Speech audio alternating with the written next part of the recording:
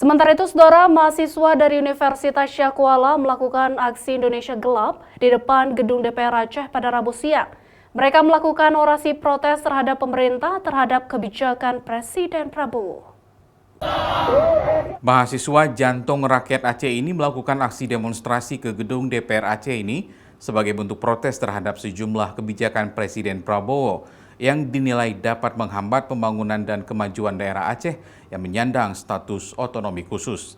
Gelombang massa mahasiswa datang dengan berjalan kaki secara tertib masuk ke halaman kantor DPR Aceh untuk menyampaikan aspirasi dengan cara berorasi secara bergantian.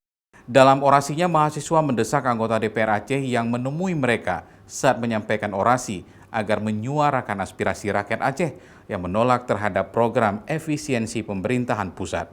Jadi seperti biasa, pemerintah Banda Aceh menerjunkan sekitar 600 personil pengamanan. Jadi kita lihat bersama, jadi ada dari adik-adik mahasiswa kita dari Universitas Syakuala melaksanakan aksi terkait tuntutan kebijakan pemerintah pusat yang juga berdampak di daerah. Dan tadi juga kita saksikan bersama sudah diterima dari pimpinan Komisi 3 DPRA.